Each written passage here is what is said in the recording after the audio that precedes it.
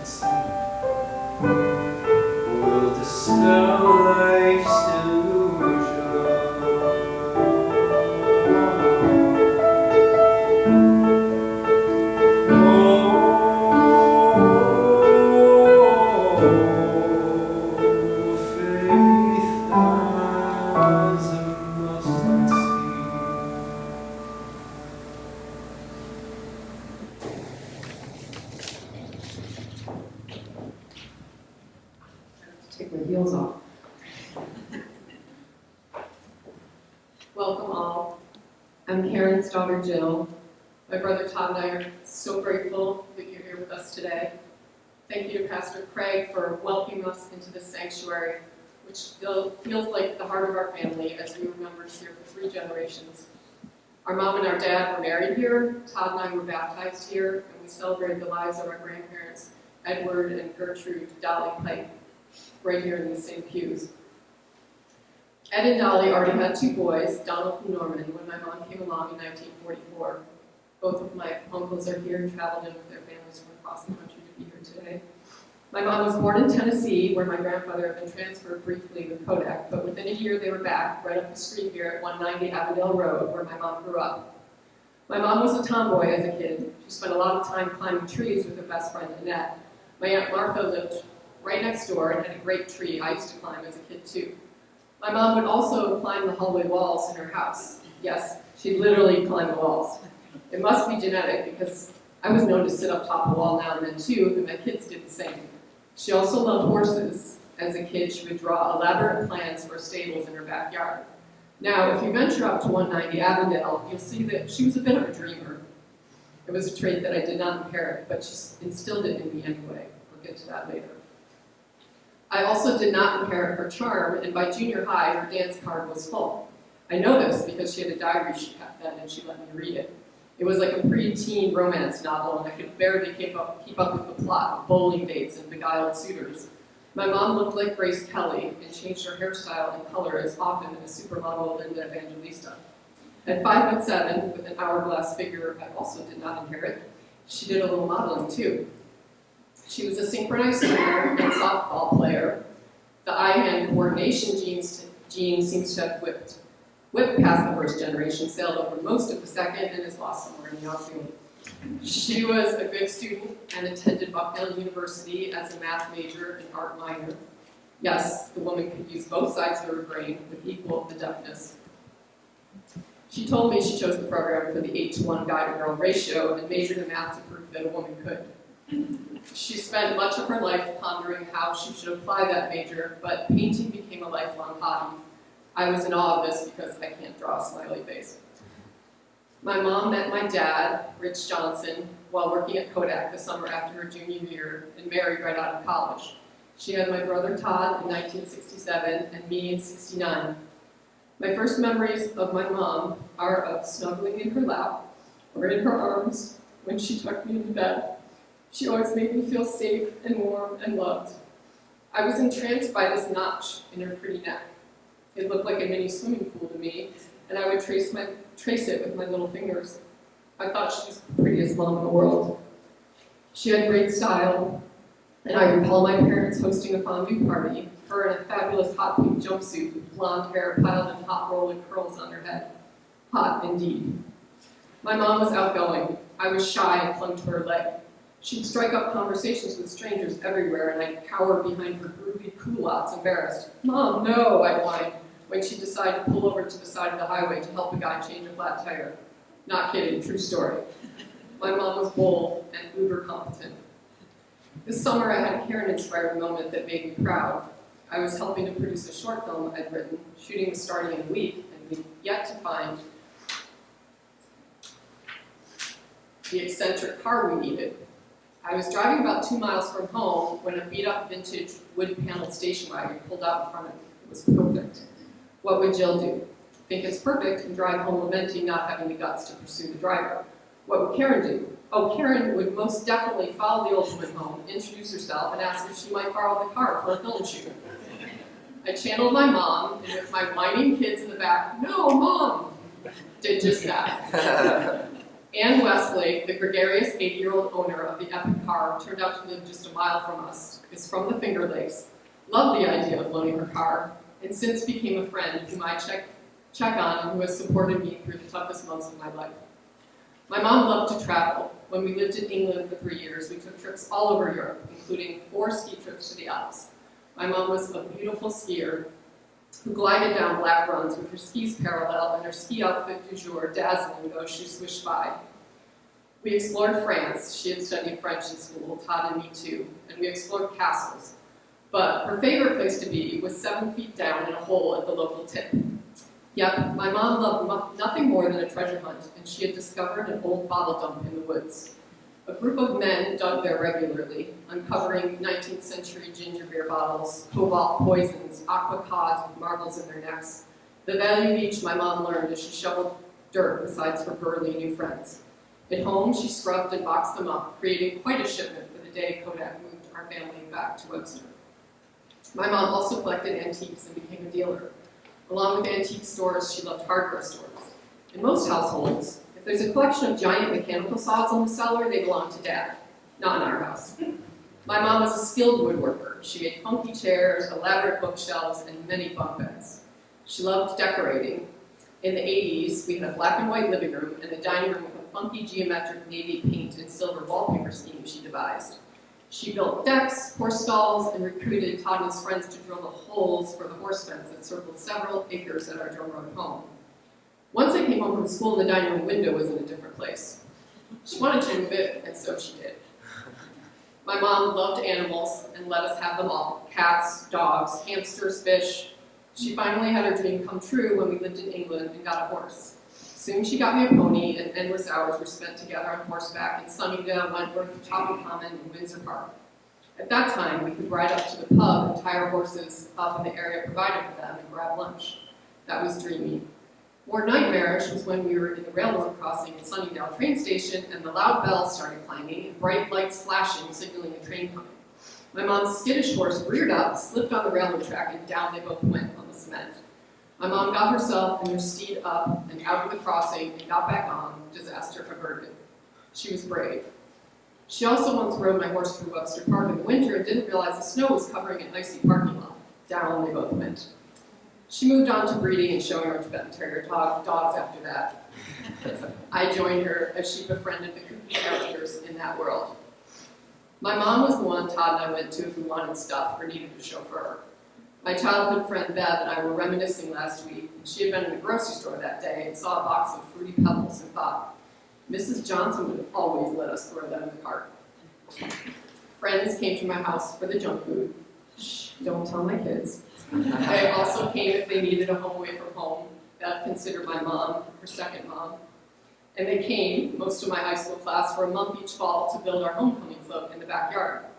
Well, theoretically to build it. We all knew Mrs. Johnson was doing most of the work, and certainly the skilled labor.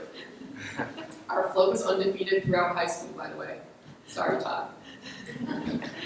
My mom had various part-time jobs when we were growing up and was an avid golfer, but she was always there for us. When my mom discovered that our synchronized swim coach at Webster High did not even know how to swim, she volunteered to help and choreographed a terrific number to the Beatles when I'm 64. She was fair, and I'm sure is the one who suggested giving Tod a Jeep one Christmas to make up for my expensive riding hobby. The only thing was, we didn't see Tod much after that. He had my mom's social and free-spirited nature. While she scolded me for studying SAT words on Saturday nights, he was out relishing life, enjoying friends, and skiing almost every winter night at Bristol Mountain. I was more like that kid in 16 Candles that parents try to drag to the school dance. No, Mom and Dad, I just want to stay with you guys. My mom loved going out to breakfast, and she and my Linda Pike and I met up often in Irondequoit at their favorite spots. My mom also loved going out to dinner, and we did that a lot. So Tod credits her with bestowing an excellent foundation for his career in restaurant management. I liked acting, and my mom encouraged that, and also suggested I tried modeling when she saw a friend's portfolio. I did some cheesy siblings ads in high school that wasn't particularly successful. My mom insisted on taking me to see agents in New York, but they all said no. She still didn't lose faith, bless her heart. About halfway through my college years in Boulder, she said, "You aren't ever going to go see the agents in Denver, are you?" Well, no, I wasn't. But I humored my dreamer mom and set up appointments. An agency signed me, and when they wanted to send me to Europe after graduation, my mom said, "Go." I channeled her optimistic spirit and booked a one-way ticket. It was her nudging that gave me the world, which led to my writing career and meeting my husband Ben, which led to 4 kids whose dreams I support with the same gusto my mom gave mine. She had sat my friend Bev and me down when we were little and insisted we watch The Sound of Music. She may have regretted it after our 1000th rendition of Do Re Mi belted out as we jumped under bed. She took me to the West End and Broadway shows. She loved watching Jamie on stage with New York City Ballet and as Billy Elliot. Even this fall, when we watched videos of the kids performing, she would exclaim, "Oh, beautiful, beautiful, more, more." She FaceTimed with Zoe, who has her artistic eye and skill, and complimented Zoe's fab decorating scheme in her room. She was a proud grandma. She knew each of my kids from the moment they were born because she was in the room when each was born. Even my cesarean for the twins in Madrid. She watched the whole thing and found it fascinating. She was a hands-on grandma on many family vacations in Nantucket, Jackson Hole, Steamboat, Jupiter, Miami, and visits in Madrid, Cupid Lake, St. Pete, and Westport. I know you're supposed to grow up and separate from your mom, but I never really did. I always needed her. When the tables turned this summer and she needed me to help her with bathing, eating, and untangling the confusion in her mind, I tried my best to make her feel how she made me feel from my earliest memories, safe and warm and loved. Tod and I spent many days by her side in hospitals, reassuring her, holding her hand, and reminiscing. We watched the West Side Story remake, swooning together over Tony. When the nurses wouldn't stop bugging her during the night, I crawled in bed beside her and that kept them away. She was the sweetest patient. Every nurse fell in love with her and every roommate. After her hip surgery, my mom's rehab roommate, Carol, was blind and bedridden, but was one of the most upbeat people I've ever met. She would take my mom on imaginary trips all over the world. They went to see shows in Vegas, went sightseeing in Paris, took plane rides to visit the grandkids, they ate imaginary steak dinners. I made them a poster for their door that read, "Karen and Carol's room, positive thinkers only." Carol got a kick out of that. One night, the nurses had taken too long to come and change her, and so her bed got wet. Carol told me, "Your mom said to me, 'You're my friend and I'm going to help you.' She got out of bed, took off her own diaper and said, "It's dry, you should have it." Well, she fell down in the process, and while the staff were busy trying to scoop her up, all she was concerned about was getting me that diaper. She has a heart of gold. Sometimes she would call Carol Mary, who was my mom's dear friend from across the street. Carol told her, "You can call me Mary. I'll take that as a compliment, because you said Mary is a good friend of yours." And my mom said, "Yes, yes." After her stroke, my mom, Jody, another angel, she chatted with us and was so caring and encouraging. One day, not long ago, we were talking, and Jody came over to sit on our side of the room, and my mom looked up at her and said cheerfully, "Hi, Jody. Thank you so much for everything." The day my mom moved to hospice, Jody texted me and said, "I miss her already." 6 days later, with Ben and Talia by her side, my mom passed away. It was my dad's 80th birthday, which felt to me like she came home. One night the week before, when I tucked her in and waited for her to drift off, she asked me, "Can you stay with me forever?" "You're forever in our hearts, Mom. We love you."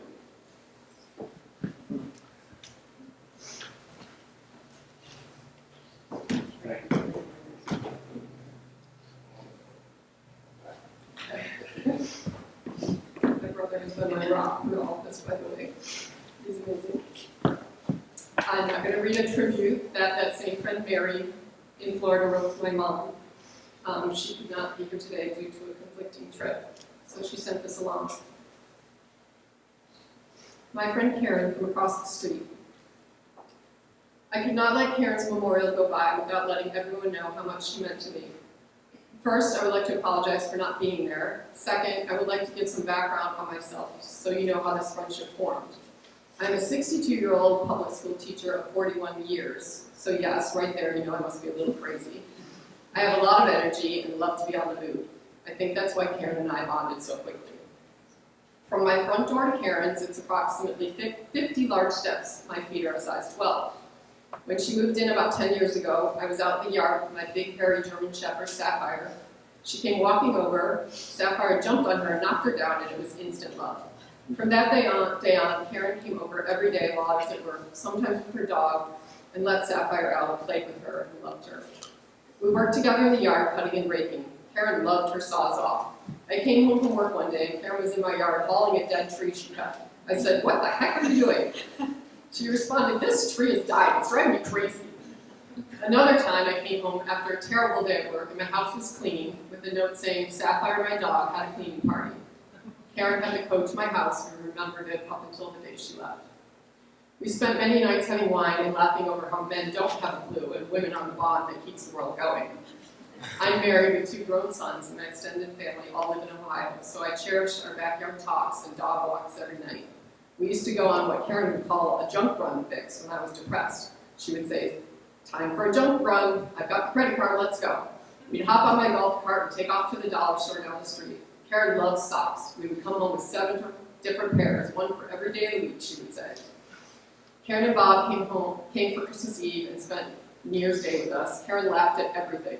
One holiday, I burnt the meat. We were in the kitchen laughing, and she said, "Just give them more wine and throw a lot of barbecue sauce on it. They'll never know." She was right. Karen's last couple months were hard. Her memories started to go.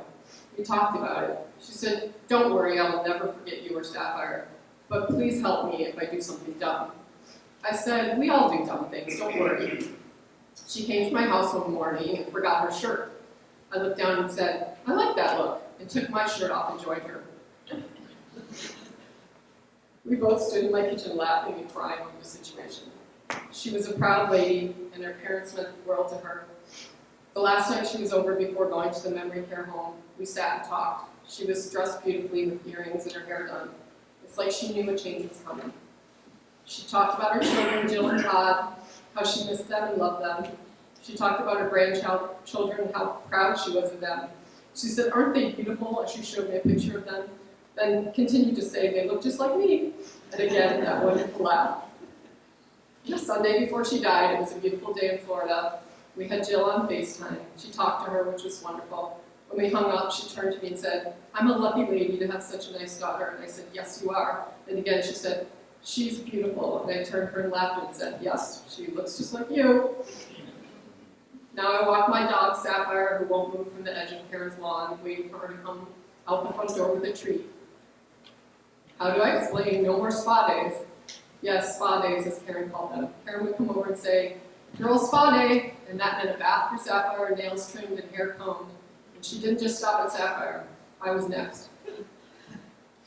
Last night, October 21st, 2022, Karen came to me in a dream, sitting on my rocker, glass of wine in her hand, funny socks on her feet, hair combed, beautiful earrings in her ears, a picture of her children and grandchildren in her hand, and she said, "Tell everyone I'm happy and I'm watching their beautiful lives continue."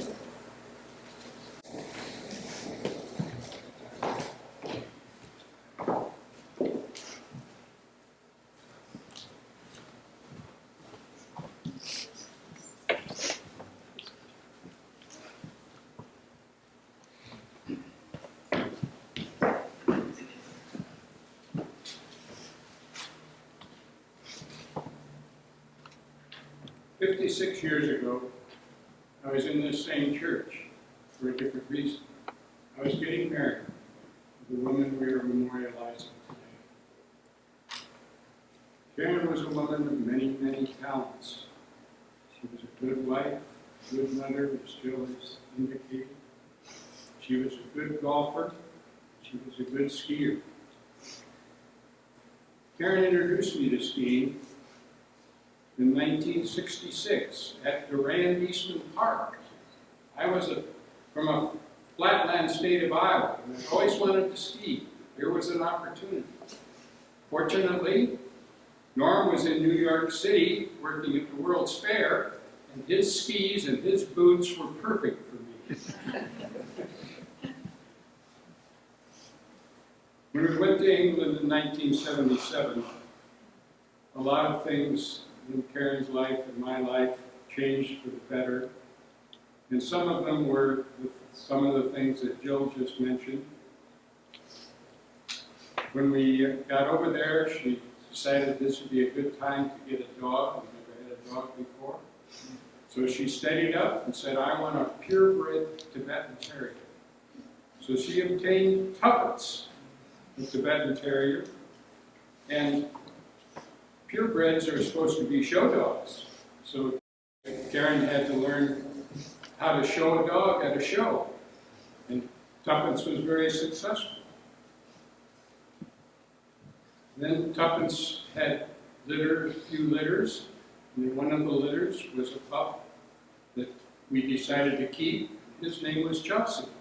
And Chelsea became a winning show dog as well, thanks to Karen's ability to master that process. And Jill mentioned horses. The horses over there were fun to have. You could ride them all over, even on the golf course. I'd be playing golf at Sunningdale, and here would come Karen and Jill on their horses riding through the golf course, which you could do over there. Little different than it is here. And then antiques, as Jill mentioned, digging bottles in the tips. Boy, it was a all day long event. She loved it. She collected big time when she was in England. She had the antique store on Ridge Road called the Antique Barn with her friend Dee Elder. And last but not least, as Jill mentioned, she was a builder. When we had the house on Drum Road, she decided the house needed to be re-sided. So she did the whole job herself using cedar siding. Not this artificial stuff, it's the real stuff, the cedar siding. And then she decided, now that we have the house sided, we need decks. So she built a deck from one side of the house to the other on the front, and another one on the back. Did it all herself. I don't know how she did it, but she did it. She was that kind of person, and we'll miss her.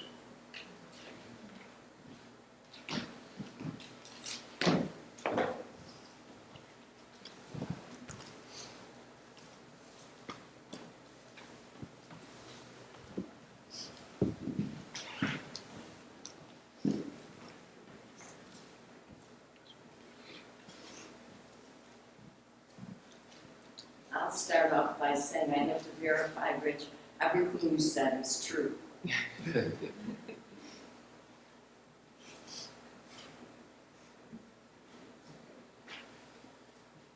Well, you probably wonder why I called you all here. I just want to say thank you very much for relatives and friends for joining us this afternoon. Karen is here in our hearts. Karen, my sister, was a fun, loving person. All through her younger years and adult years on this earth, she was intelligent, witty, and cute. She has now found peace in her heavenly home and has been reunited with those she loved on this earth. Let us tell you a little bit about her antics that we remember. Karen was athletic in high school, and because we had a pool in our yard growing up, she and I enjoyed making up fun dance routines. When it came time for tryouts for her synchronized swimming team at Eastridge High School, she found out that they needed a boy on the team. So, who else but me would talk me into joining her, and I did. The best part was having my friends say, "Boy, you were lucky. 38 women and one guy." My job was to list the girls for certain routines. Early in the 60s, we were planning a metal detecting event at the then new Bayshore YMCA in Webster. Karen and I volunteered to go to the Webster strip malls and ask for donations for prizes for our event. Never again did we or would we volunteer to do that agonizing chore. But Karen did it well. She said, "We're not going to give up." Karen always joined us for our metal detecting exhibits and bottle exhibits, and turned out to be an excellent saleswoman in later years. She also loved metal detecting, which I totally forgot until this very moment. On the athletic side, I was learning to play tennis, and I needed a partner to enter a tournament. I was new also. We were told it would be fun and we'd get a lunch. So I said, "Karen, this is great. We get a free lunch. Be my partner." Karen had no idea how to play tennis. She knew how to hold it. I gave her very few quick lessons. But when the first serve, I can see it so clearly, first came across the net, Karen said, "I thought this was supposed to be fun. I didn't even see the ball go by." It was a total joke on us. Karen was always there for us, no matter how hard the challenge. As for being a mom, Karen had a special touch with children. When our son became a diabetic at the age of 9, she offered her help by encouraging to keep us positive in our thinking. Numerous times, she invited our 3 children to come to her home to give us a break.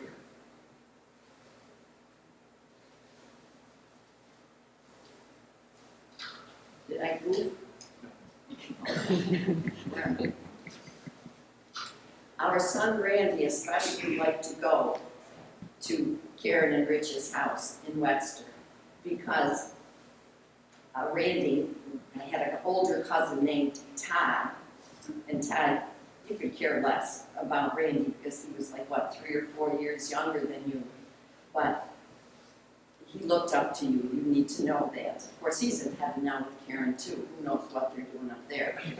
Kristen and Wendy, our daughters, looked up to Jill, who was smart, fashionable, and beautiful, and gave them time to ride her horse. Always a fun home to go to, because Karen loved animals and had a horse named Trouble. Do you remember why it was named Trouble? Because it always got out of the fence, even one way, all the way down Drum Road. I don't know if you would remember this or not. They had to get in a car and try to get that horse. Karen even built a stable for, I think, 2 horses on their Webster, New York property. She was content being handed a chainsaw, a hammer, and nails, always ready to build something. This talent she used to clear out land on Cuca Lake in later years, to have a place to put their motor coach on. She also enjoyed her 2 Tibetan Terriers, dogs that she bred when her children were young. We purchased one, we're supposed to breed it, but we didn't. She was mad, that I do remember, because we knew how well Karen gave her all to breeding dogs, and we did take the best one. She got mad because we all decided to name it Fluffy. And she said, no, that's a pedigree dog. We didn't name it Fluffy. Parents, Tuppence and Chelsea, Fluffy, did not compute. And she gave me, I still remember, I have the family tree of all those dogs, if you ever wanted. Karen was in our wedding party, and thereafter we had many family get-togethers. When she moved to Florida and purchased a home in St. Pete, she called us and said, there's a house going on the market 5 homes away from us, and I think you should buy it. And yes, we did. She was very persuasive, very much so. From that point on, we had lots of fun times. Were shared with many dinners together, we played cards, boating trips together, lots of shopping sprees on the moment. I did with Karen. And years later, Bailey the cat and Shandy the dog became members of her family. Karen had quite an artistic flair and helped me with a windsurfing creation I had made for the wall in our dining room when we were building our home in St. Croix in the United States Virgin Islands. I needed her input as to how to arrange it, and she did it well. A treat for us that to have her in our home down there, and we really miss her. Karen was a sister to me, certainly not a sister-in-law. I never had a sister. I only had an older brother who was a pain until I met the guys. Okay, even last November of 2021, when we were together at their Florida home, she and I drove to a store I told her she'd probably like. She actually drove from the home in Seminole, and I even asked, is it okay, is it safe for her to drive? Oh, no problem, I can handle this. Well, I was nervous, ready to grab the wheel, but I never had to. She knew exactly where she was going, and we had a blast. That was a fun afternoon, just like in the past. Time to just joke around and laugh at ourselves, trying clothes on. A great sense of humor Karen had. A laugh that was truly contagious. I say that only because we've been imitating her laugh, and later in private we'll do it. Oh, I will miss that Karen only laugh. God gave Karen many talents, and she used them as best as she could throughout her lifetime. She raised her 2 children who were her pride and joy right to the end of her life. Tod, of course, moved to Colorado, and there was always time for one another. Going to Steamboat, Colorado was a treat for her to see how well Tod was doing in his managing restaurants. Jill was involved with modeling and freelance writing and spent many hours with Karen, trying so hard to keep her health going. That you did. But God had another plan. Karen now resides in heaven, and we were blessed to have her in our lives. This past Sunday in church, the Holy Spirit asked me, this doesn't happen too often, but when it does, I have to follow suit. John 3:16 popped in my head. God so loved the world that he gave his only begotten Son, that whoever believes in him, which Karen did, should not perish, but have life everlasting. She will remain in our hearts forever. Thank you.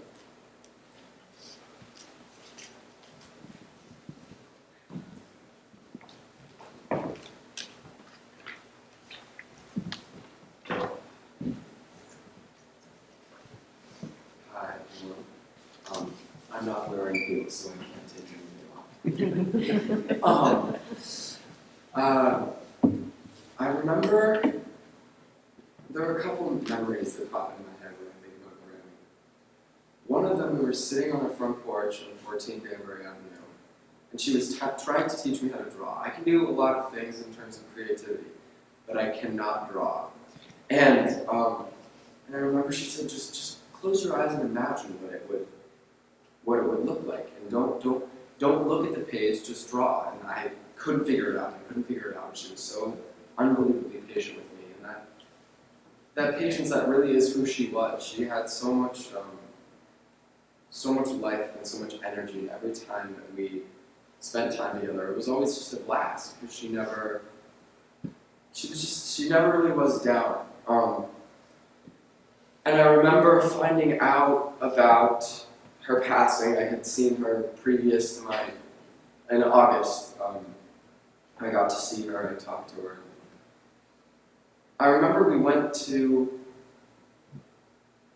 one of the homes that she was staying in, this memory facility, and we kind of showed up, and I've never been to a more terrifying place, because it wasn't where she belonged, and I knew it in that moment that it wasn't where she belonged. And my mom knew in that moment that wasn't where she belonged. But she was still positive, somehow. And we were sitting in her room, and she was just lying on the bed, and she was looking out the window, and she said so clearly, almost like a sense of clarity had washed over her, she said, "I used to climb trees." And I remember that being such a, I don't know how even to put it into words, but it was such a beautiful, bittersweet moment. And when I found out about her passing, I didn't really know how to feel. It was very confusing. I was very, I think I emotionally blocked everything off. And I didn't know what I was supposed to do. I thought I had to do something. I didn't know what it was, but I was walking down the streets of of Carytown, Ann Arbor, and I went to my room, and I remember that moment and her saying that she used to climb trees. And I wrote a poem, which I don't do very often, but I thought it encompassed my thoughts, and I hope you enjoy it. I used to climb trees, hands rough, knees bare, scent of bark as I breathed, touch of wind in my hair. I used to climb trees just for a quick stare at the top of the branches, the best breath of fresh air. Day by day, I found more trees to climb. I found the best knots, fought some leaves time to time. The boys, they would gawk, the girls wouldn't dare. It would mess up my rouge, my dress it would tear. Mine never stopped climbing, taught my daughter and son, taught all of their children, watched them gasp at the sun. And though my dress tore and my eyes went opaque, those screams became muffled and laughs became faint. I won't ever forget, I don't think I could, the clutch of the tree sap, the warmth of the wood. I used to climb trees. I now climb the sky. Each cloud's like a stepstone. Look up, wave high. Ira, I miss you.